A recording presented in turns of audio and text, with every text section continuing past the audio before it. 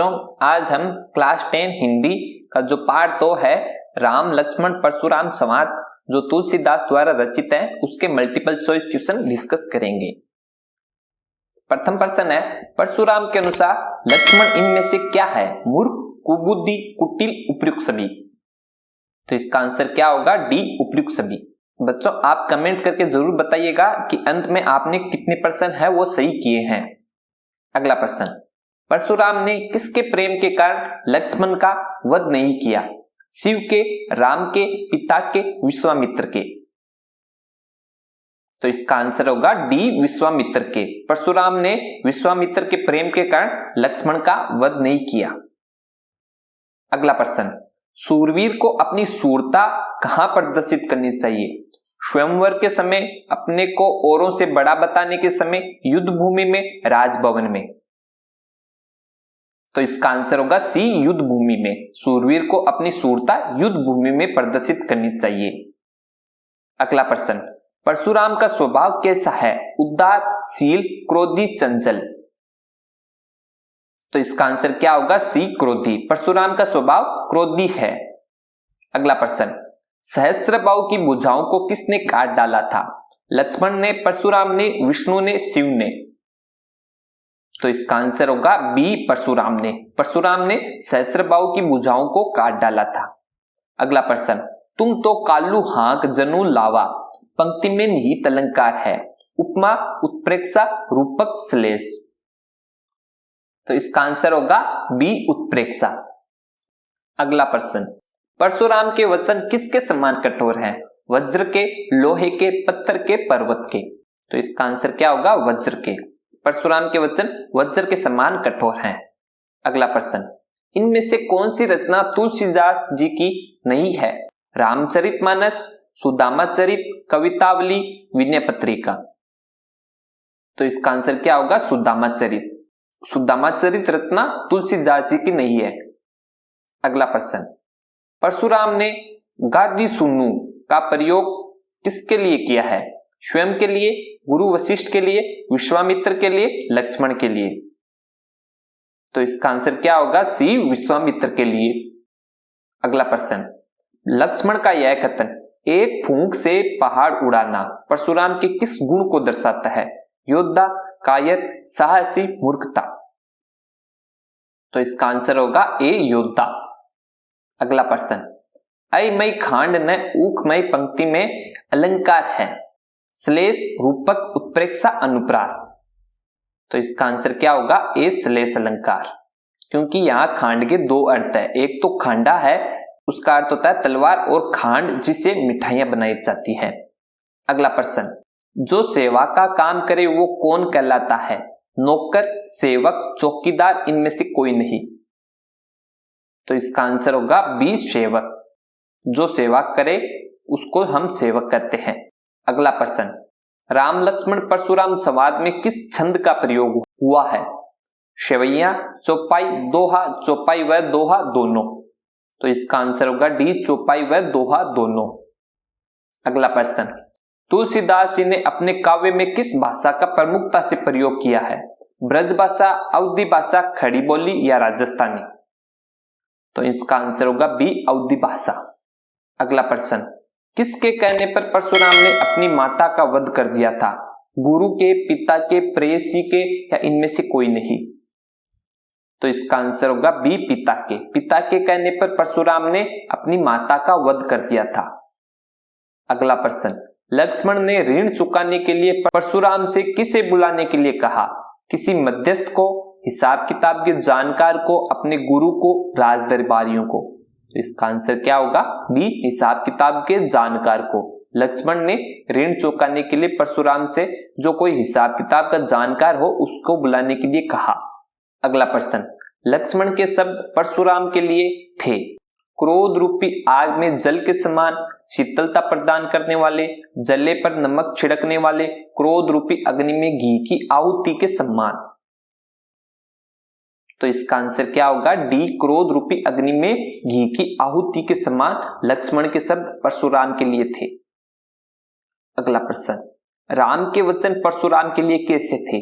जल के समान शीतल, शहद के समान मधुर, नीम के समान कड़वे, कड़वी ककड़ी के समान। तो इसका आंसर क्या होगा? जल के समान शीतल। राम के वचन परशुराम के लिए जल के समान शीतल थे। अगला प्रश्न, परशुराम शिव को क्या मानते हैं? पिता, ईश्वर, गुरु, सेवक। तो इसका आंसर क्या होगा? सी, गुरु। परशुराम शिव को अपना गुरु मानते हैं।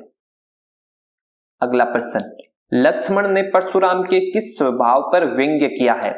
चाटुकारिता, आलसीपन, मधुर, बड़बोलापन। तो इसका आंसर क्या होगा? डी, बड़बोलापन। लक्ष्मण ने परशुराम के बड़बोलेपन स्वभाव पर व्यंग्य किया है। अगला प्रश्न, राम लक्ष्मण परशुराम संवाद में किस घटना के कारण विवाद हो रहा है? अपनी अपनी वीरता प्रदर्शन को लेकर, शिवजी के धनुष के टूटने के कारण, लक्ष्मण की उद्दंडता के कारण, परशुराम के बड़बोलेपन के कारण। तो इसका आंसर क्या होगा? बी, शिवजी के धनुष के टूटने के कारण यह विवाद की जो घटना है वो चल रही थी। अगला प्रश्न, इस संवाद में कौन सा गुण है? माधुर्य गुण, ओज गुण, प्रसाद गुण या इनमें से कोई नहीं? तो इसका आंसर क्या होगा? बी, ओज गुण। इस संवाद में ओज गुण है। अगला प्रश्न, राम लक्ष्मण परशुराम संवाद में किस रस की प्रमुखता है? हास्य रस, करुण रस, शांत रस, वीर रस। तो इसका आंसर होगा डी, वीर रस। अगला प्रश्न, राम लक्ष्मण परशुराम संवाद में किस शब्द शक्ति का प्रयोग हुआ है? अभिधा, लक्षणा, व्यंजना या इनमें से कोई नहीं? तो इसका आंसर क्या होगा? सी, व्यंजना। व्यंजना शब्द शक्ति का प्रयोग हुआ है राम लक्ष्मण परशुराम संवाद में। अगला प्रश्न, शिवजी के धनुष तोड़ने वाले की तुलना परशुराम ने अपने किस शत्रु से की है? सहस्त्रबाहु, घटोत्कच, कर्ण, दुर्वासा ऋषि। तो इसका आंसर क्या होगा? ए, सहस्त्रबाहु। शिवजी के धनुष तोड़ने वाले की तुलना परशुराम ने अपने शत्रु सहस्त्रबाहु से की है। अगला प्रश्न, तुलसीदास का जन्म कब और कहां हुआ? तुलसीदास जी का जन्म सन 1532 में उत्तर प्रदेश के बांदा जिले के राजापुर ग्राम में हुआ, या इनका जन्म 1585 में बनारस में हुआ, या इनका जन्म 1432 में उज्जैन में हुआ, या इनका जन्म 1532 में जयपुर के राजस्थान में हुआ। तो इसका आंसर क्या होगा? ए, तुलसीदास जी का जन्म सन 1532 में उत्तर प्रदेश के बांदा जिले के राजापुर ग्राम में हुआ था। अगला प्रश्न, तुलसीदास जी किस शाखा के प्रतिनिधि कवि थे? बल्लभ मार्गी शाखा, शिवा मार्गी शाखा, कृष्ण मार्गी शाखा, राम मार्गी शाखा। तो इसका आंसर होगा डी, राम मार्गी शाखा। तुलसीदास जी का संपूर्ण साहित्य राम को आधार मानकर ही लिखा गया है। अगला प्रश्न, का क्षति लाभ जून धनु तोरे। यहां जून शब्द का क्या अर्थ है? जून का महीना जीर्ण, जून का धनुष सम्मानित। इसका आंसर होगा बी, जीर्ण। जून शब्द जीर्ण का तद्भव रूप है। अगला प्रश्न, राम और लक्ष्मण के गुरु का क्या नाम था? विश्वामित्र, तुलसीदास, वेदव्यास, कबीर। तो इसका आंसर होगा ए, विश्वामित्र। राम और लक्ष्मण के गुरु का नाम विश्वामित्र था। अगला प्रश्न, राम ने धनुष किस धोखे से छू लिया था? कि धनुष बहुत मजबूत है, या धनुष एकदम नया है, या धनुष उससे उठेगा नहीं, या धनुष बहुत भारी है? इसका आंसर होगा बी, धनुष एकदम नया है। राम ने इस धोखे से उस धनुष को छू लिया था। धनुष है वो बहुत ही सजा धजा था। राम ने सोचा कि यह धनुष तो एकदम नया है, इसलिए राम ने उस धनुष को छू लिया था। अगला प्रश्न, तर्जनी देकर कौन मर जाता है? कायर व्यक्ति, कुंभहड़, अहंकारी व्यक्ति या काशीफल? तो इसका आंसर होगा बी, कुंभहड़, जिसको हम छुई मुई भी कहते हैं। जब हम तर्जनी से इसको छूते हैं तो ये एकदम ऐसा लगता है कि ये मर ही गई है। अगला प्रश्न, रघुकुल के लोग किन किन पर दया करते हैं?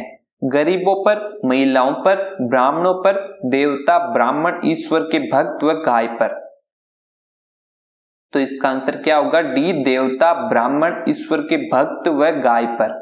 रघुकुल के लोग इन सभी पर दया करते हैं।